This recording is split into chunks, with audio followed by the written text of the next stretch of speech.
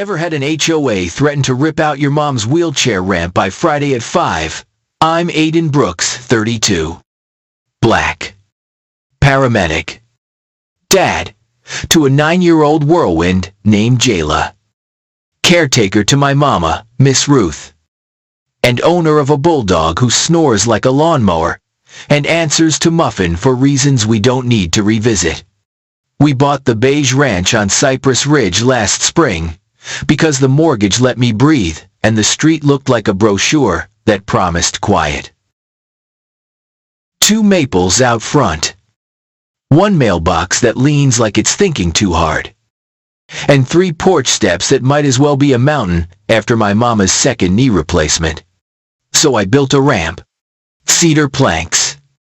Same stain as the porch. Slope less than 1 inch per foot, just like the book says. I leveled that thing like it was my name on it, which, well, it is. I picked up every screwhead with a magnet strip, because kids run barefoot. I put anti-slip tape at the top landing, 'cause rain does what rain does. Miss Ruth came out behind her walker like a queen rolling toward sunlight. And she cried, where nobody saw it but me. 3 days later, Tuesday morning, I found a crisp white envelope taped dead center over our doorbell like a warning label. Remove non-conforming structure. Immediately. It said. Capitalized, like they were yelling without using their voice. Underneath. A deadline, by Friday at 5 in the evening. Signed. HOA President Karen Ellison. You could hear the haircut in that signature. The letter said, the ramp disrupts neighborhood harmony. Harmony, apparently, means stairs. I'm not a yeller. I read the letter twice, swallowed my coffee cold, and drove to City Hall on my lunch break. By 1 in the afternoon, I had a permit stamped in blue ink. Residential accessibility ramp approved. Inspector Morales. A man who treats code like scripture. Looked it over and nodded. Good pitch. Good rail height. You're fine. I slid the permit into a plastic sleeve and taped it next to the front door like it was art. I also printed the part of the Fair Housing Act about reasonable accommodations and highlighted the line about structural modifications for people with mobility impairments. Receipt number 1, city permit. Issued on a Tuesday. Signed by Morales. Copy taped in plain view. That evening, Karen arrived like a weather front.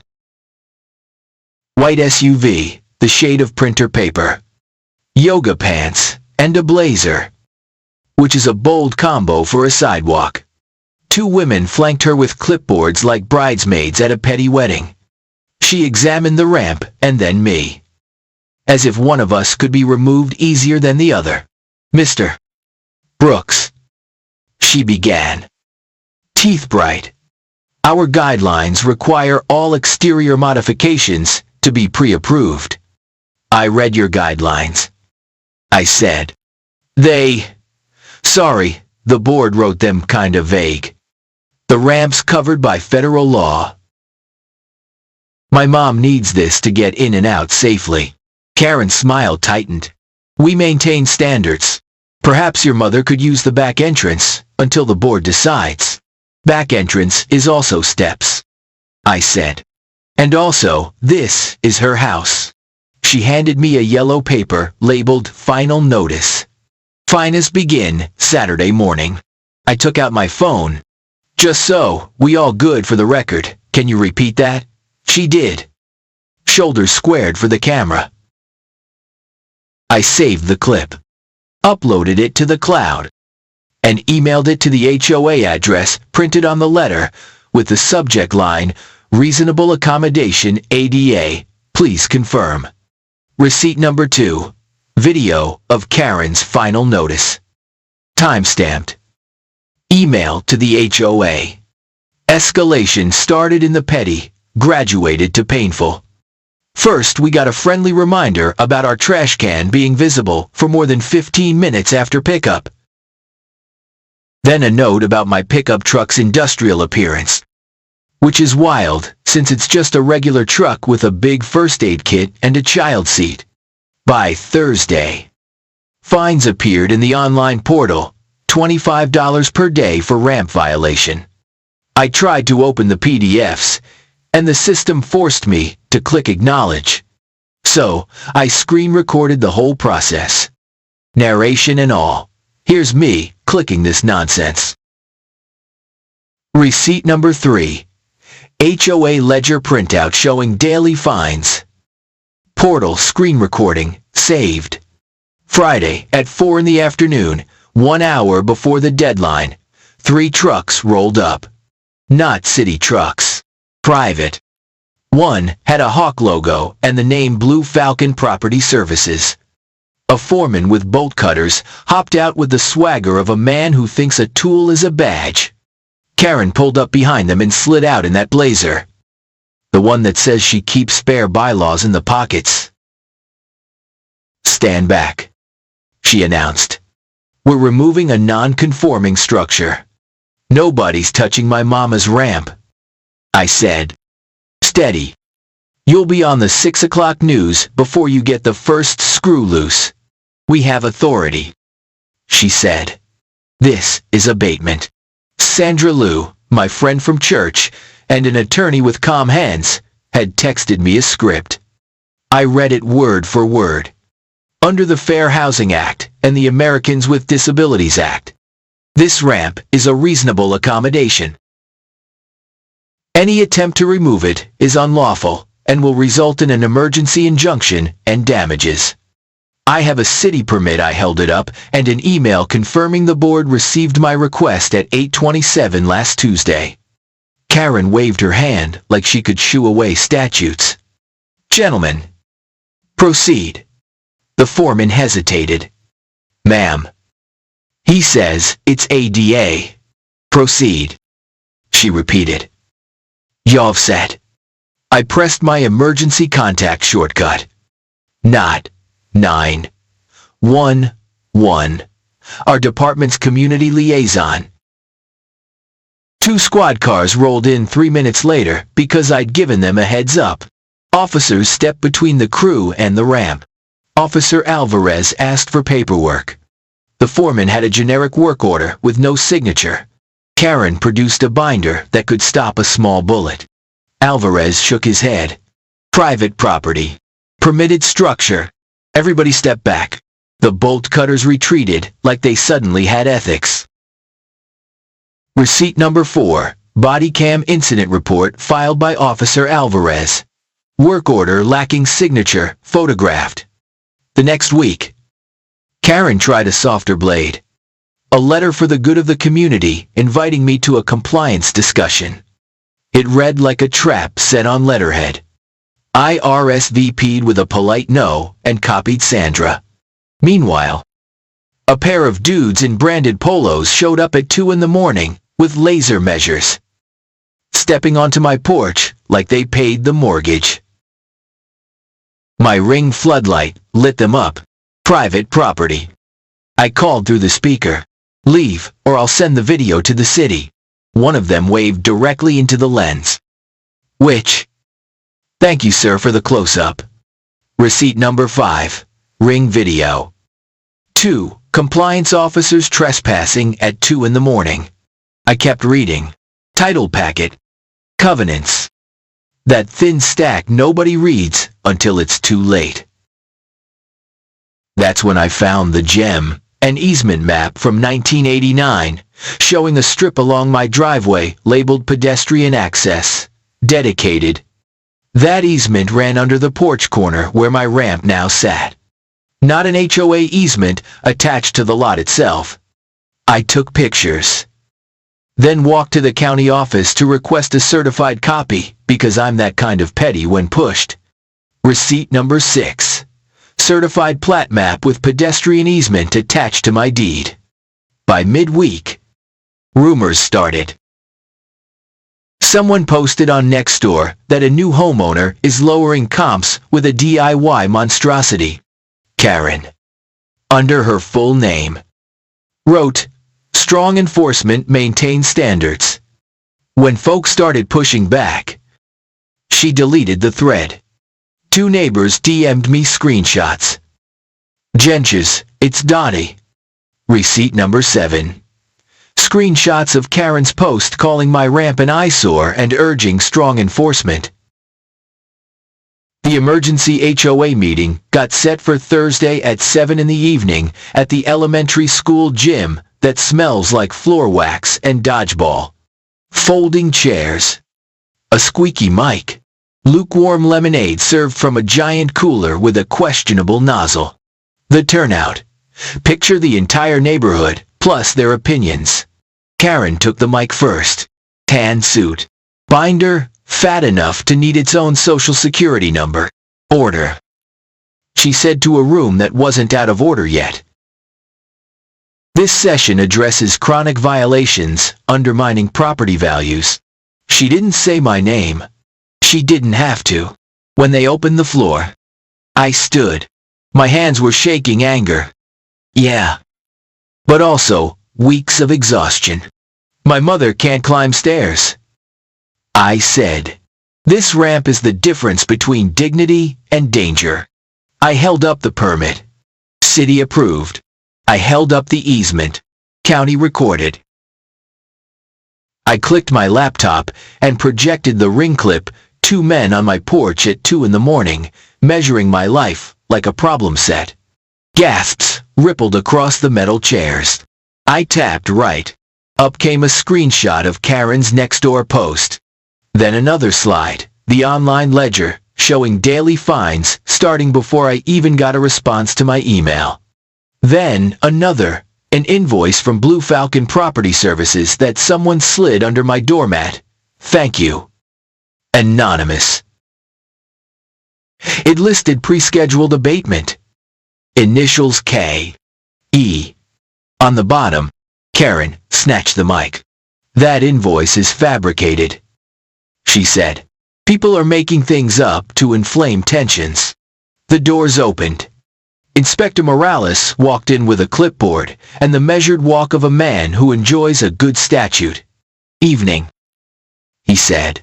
Councilmember Ortega asked me to confirm the city's position. He looked up at the crowd. Ramp is permitted and compliant. Any attempt to remove it without due process violates city ordinance. Could carry fines. Significant ones. He said significant, like a bedtime story, for would-be sheriffs. From the front row. Miss Deja, young mom. Wheelchair user. Since a car crash rolled forward. Beautiful for who, she asked. Voice steady. Because I've been told to use the back door my whole life. Enough. The room shifted. People looked at Karen like the mirror just turned on. Mr. Patel. Retired accountant and keeper of every HOA newsletter since cassette tapes. Waved a stack. I see no record of adopting Section 12.3. No notice. No vote. Receipt number 8. Newsletters archive showing no adoption of the section Karen quoted. Somebody said, motion to suspend fines. Another voice followed with motion to censure the president. The board huddled like a football team missing the playbook. Their attorney whispered. They voted fines suspended. Accommodations recognized. Special recall election scheduled 3 weeks out. Tuesday at 7 in the evening. I wrote the date on a sticky note and stuck it to my fridge. The clock was real. Between that meeting and recall night. The machine woke up.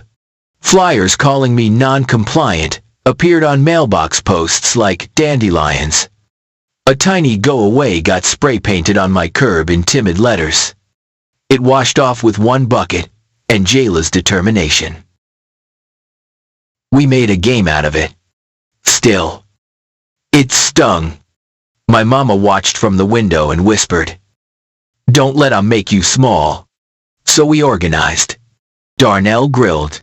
Miss Deja brought empanadas that made strangers forgive each other. Mr.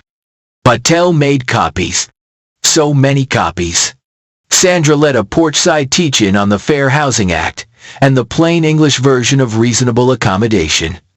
We knocked on doors, steady, polite, factual. Hey neighbor. Did you know amendments must be noticed and voted? Did you know accessibility changes are protected? Did you know fines need a clear schedule? People didn't know.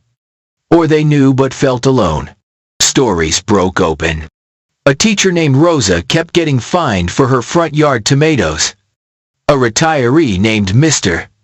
Lee had a citation for a non-approved wind chime. Which, I'm sorry, is wild. A new couple, a black woman named Tasha and her wife. Hannah had been told their rainbow flag wasn't seasonal. We built a spreadsheet of fines. The total across the last year was, in words, more than $20,000. The pattern wasn't a riddle. Receipt number 9. Spreadsheet showing selective enforcement concentrated on the same few households. Karen upped the ante. A letter with letterhead from a firm downtown, notice of intent to lien. It claimed I owed more than $1,000 in fines, plus administrative fees. Sandra responded in one paragraph that could cut glass. Collection of disputed fines while an accommodation request is pending is retaliatory and unlawful. Cease. Receipt number 10. Attorney cease and desist with certified mail receipt. The week before the recall, the HOA installed 2 license plate cameras at the neighborhood entrances. No vote. No notice. Security. The email said. Folks got twitchy. Mr. Patel read the budget and couldn't find a line item. We followed the money. Blue Falcon's name showed up again as the installer. A public records request to the city landed back with a big shrug because the HOA isn't the city.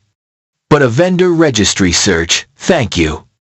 Internet showed Blue Falcon sharing a mailing address with a small LLC owned by Karen's husband. I didn't even feel smug. I felt tired. Receipt number 11. Vendor listing tying Blue Falcon to Karen's household. We prepared for the vote like a fire drill. Babysitters booked. Rides arranged. A pot of coffee big enough to keep a census awake. The gym again. Folding chairs. Again. A sense. This time, that the adults had entered the room. Karen spoke first. This recall is about chaos, she said. About people who don't respect community standards. I have sacrificed for this neighborhood. Her lawyer nodded like a metronome. My turn. I run into burning houses for a living. I said into the squeaky mic. I've scraped strangers off asphalt and prayed with them until the sirens arrived. I ain't asking for special treatment. I'm asking for fairness. I held up the plat map. This says, my porch sits on a pedestrian easement recorded in 1989. The board didn't know it. That's fine, learn it. But once the law is clear, your job is to adjust. Then I read a fresh receipt, an internal board email forwarded to me by mistake where Karen wrote, if we let him keep that ramp, others will think they can do whatever they want. We need to make an example. The room went silent, the kind where people hear their own heartbeat. Receipt number 12. Missent email containing make an example. Ballots were counted by volunteers with a laminated checklist. Inspector Morales stayed to witness because the man loves a procedure like it owes him money. The result wasn't close. Karen was recalled by more than 2/3. 2 board members resigned on the spot. The room didn't erupt, it exhaled. Aftermath needed teeth, not vibes. The interim board, chaired by a quiet neighbor named Aaliyah, opened the books. We learned late fees had been stacked, like pancakes fee, on a fee, on a fee, until something small turned predatory. We learned appeals were granted at a rate suspiciously tied to who showed up smiling at the president's holiday party. We learned the architectural review process was basically a black box. We wrote new rules and sentences that fit in one breath. Accessibility modifications, automatically approved with a city permit or a note from a licensed provider. Flags allowed unless they literally call for harm. Gardens. Grow them front or back, just keep sidewalks clear. Fines transparent schedule with a maximum cap per month and an appeal window that actually means something. We banned unannounced late-night inspections. We required 2-week public notice for any surveillance equipment and a membership vote for any system storing data. Then came accountability. Remember Blue Falcon? The interim board hired a neutral auditor who traced payments. Turns out Blue Falcon had billed the HOA for consulting on enforcement strategy, which is not a thing. And those invoices cleared faster than utility bills. The auditor found a conflict of interest disclosure that was this roughly blank. The board voted to refer the matter to the state attorney general and the city's ethics office. Nobody cheered. People just sat a little taller. Receipt number 13, auditor's summary showing undisclosed conflict and improper payments. Sandra filed a small claim for me stress. Time off. The paint I bought to cover a scuff where a boot accidentally kissed the porch. The settlement, $5,000 in words, went straight into a community accessibility fund. We set up a lending closet in the clubhouse walkers. Crutches. Shower chairs. Grab bars. Ramps. You can borrow for a weekend move. The key hangs on a pegboard, shaped like a heart, because Miss Ruth insisted. News crews came by for a day. I said maybe 10 words and hid behind the dog. The story traveled anyway. A cousin in another state sent a screenshot with you, okay, underneath. I told him we're more than okay. We're different now. Summer tipped into fall. Leaves the color of warning lights gathered in the corners of yards that had once matched down to the brand of mulch. People noticed something weird. The neighborhood looked better with a little humanity in it. Kids chalked rainbows across the sidewalk, and nobody measured the chalk to see if it violated a boundary. Rose's tomatoes turned red like they held little suns. Tasha and Hannah's flag caught a breeze, and then a neighbor added a tiny trans flag below theirs. And somehow the world didn't end. Karen sold her house 2 months after the recall. The listing said motivated seller. A family moved in with a minivan, held together by hope and oil changes. A grandma, wearing a hat the color of royalty, rolled down her window and shouted, "Nice ramp." Baby Miss Ruth laughed so hard she had to sit. Sometimes I still find old notices stuffed behind the azaleas. I keep them in a shoebox labeled fuel. Not to stay mad, but to remember power isn't a clipboard. It's community, plus receipts, plus a deadline you refuse to surrender to. When Jayla asks why people fought so hard over a few planks of cedar, I tell her the truth. It was never about the wood. It was about who gets told to use the back door. Last week, I stood at the mailbox with a letter from the AG. Investigation ongoing. They thanked the community for documentation. I slid the letter into the closure folder. Muffin snored on the porch like peace had a sound. Miss Deja rolled up with her son, who is learning scooter tricks safely, because the sidewalk ramps now connect, like a sentence that finally reads right. We watched him swoop, then stop, then grin. Think they'll try something like that again, she asked. Maybe, I said, but they gonna find a different neighborhood. The sun slid behind the maples. Our porch light clicked on warm, not harsh. The ramp glowed a little, like a runway you can trust. So, what would you have done when they said by Friday at 5? I thought the story ended there. Honestly. But change is loud before it gets quiet. The Monday after the recall.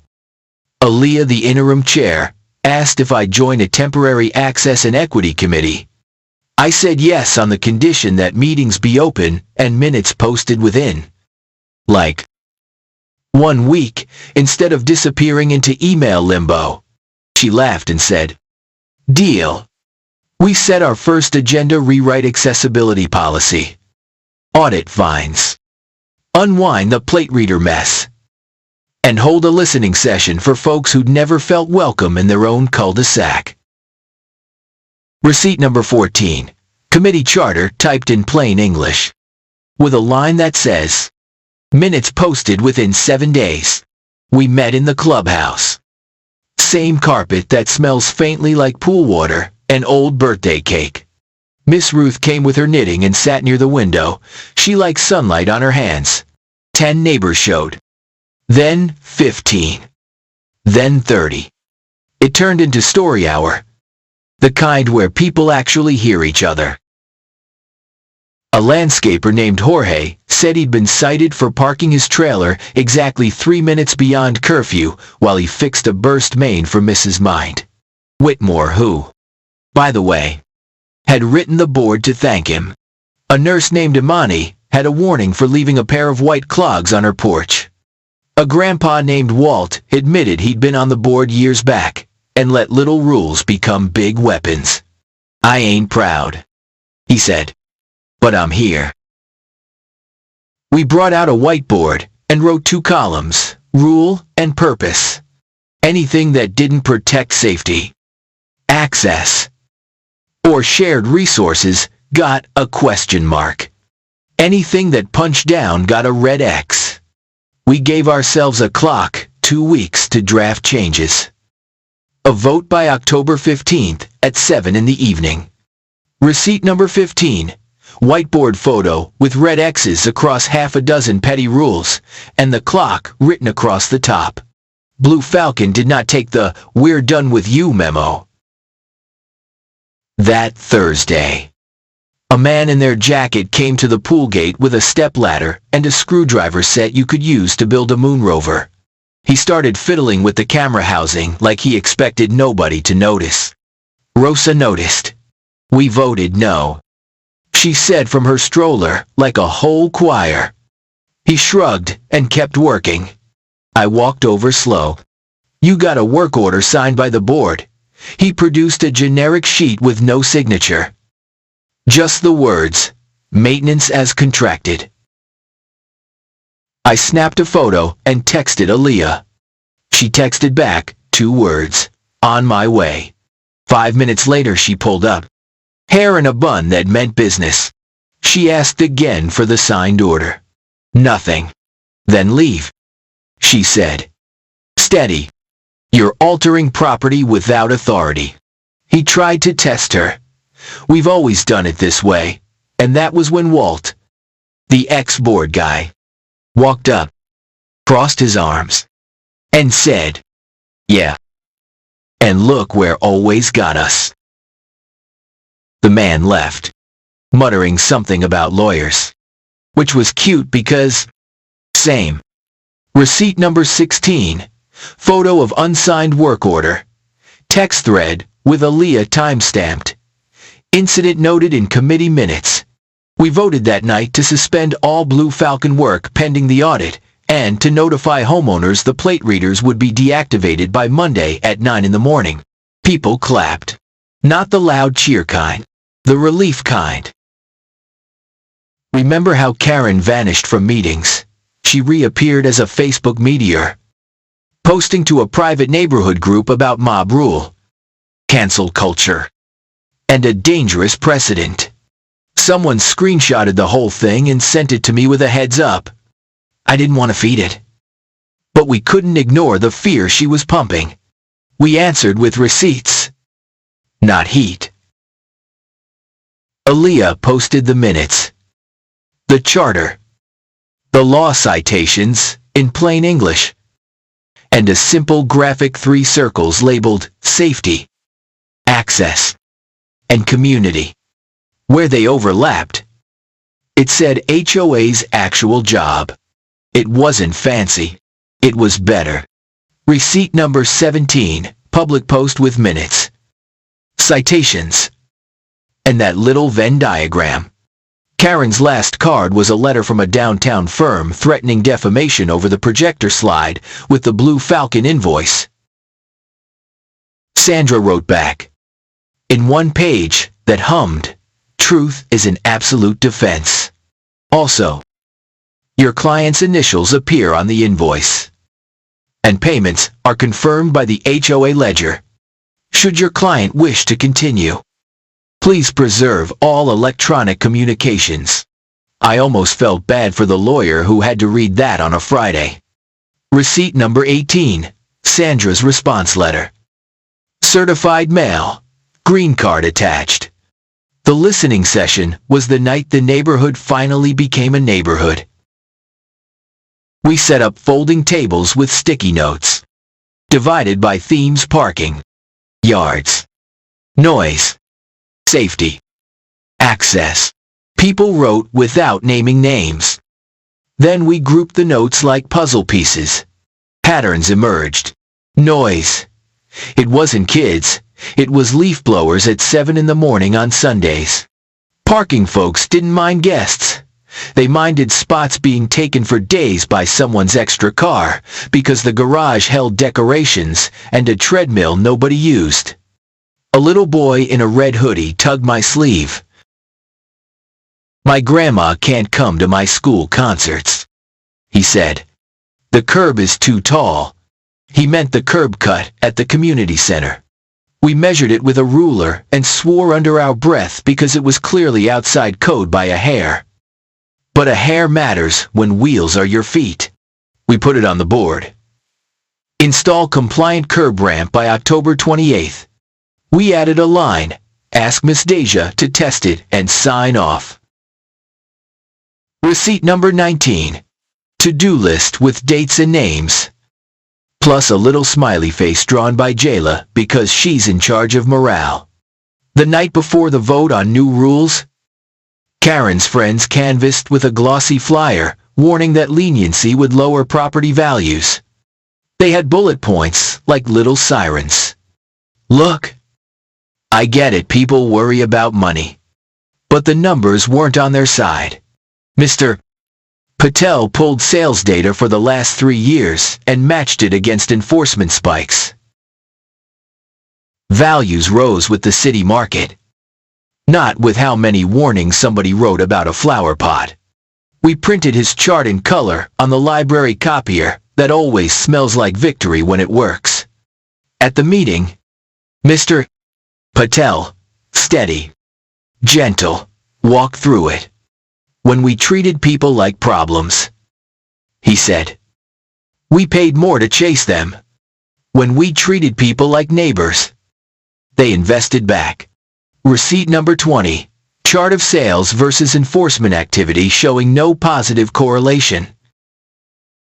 We passed the new rules by a margin that felt like a hug. The cap on monthly fines, the accommodation fast track, the garden freedom with simple edging standards, the curb ramp project funded from cutting consulting fat in the budget, the plate readers removed by the weekend. The poles now hold hanging baskets with trailing flowers like joy learned how to cascade. I wish I could say everything turned perfect. It didn't. A week later, a teenager spray-chalked a silly drawing on the sidewalk near the playground. Somebody posted the photo with a, "This is what happens when you go soft." I walked over with Jayla and the teen's mom, handed the kid a bucket and a scrub brush, and we cleaned together. Took 10 minutes and 0 bylaws. Receipt number 21, before and after photos, plus a note from the kid that says "my bad" with a heart. In late October, The AG's office emailed the board to request records. Not gossip records. Invoices. Emails. Contracts. Aaliyah called an executive session, invited Sandra as counsel, and turned over copies without theatrics. I got my own letter, thanking me for documentation. I tucked it into the closure folder next to a dried leaf that fell onto the ramp on the day we stopped waiting for permission to be decent. Receipt number 22, AG Records Request Acknowledgement and the HOA's transmittal cover sheet. We celebrated small. A potluck, where Rosa made a rose con pollo that silenced the room for a blessed minute. Walt brought brownies cut into squares that weren't square. Miss Ruth hummed a hymn while she stitched names into the community lending closet inventory tags. Someone found the right drill bit to mount a grab bar in Mrs. Whitmore's shower. And I swear, I saw the woman subtract 10 years from her face when she tested it and didn't wobble. Winter came with that damp cold that sneaks through seams. The ramp held up like a champion. I sanded the rail with Jayla, while Muffin supervised from his bed like a foreman with opinions. We attached little reflector dots so nighttime looked less like a guess. Our neighbor, Hannah, who's a graphic designer, made a simple sign for the clubhouse: access is welcome, not exception. We hung it beside the bulletin board where people post wins first tomatoes. Kid art. A flyer for a book club that promises snacks you don't have to pretend to like. I kept finding old notices in weird places behind the downspout. Under a bush. Tucked in the mailbox like a bad magic trick. I fed them to the shoebox labeled fuel. Every once in a while, on a rough day, I opened the box, read one, and remember what we survived. Then I close the lid and choose the kinder job, the one where I build something instead of fight. Receipt number 23. Photo of the clubhouse sign, with the reflection of half the neighborhood grinning in the glass. By spring, the curb ramp was in. Miss Deja rolled over it smooth as a verse. We clapped like fools. Inspector Morales stopped by on his way to another site. Checked the slope with that little digital level he treats like a treasure, and gave us a nod that meant we got it right. He stayed for lemonade, which tasted like relief. Karen's house, the one she sold under motivated seller, sprouted lavender in the front bed.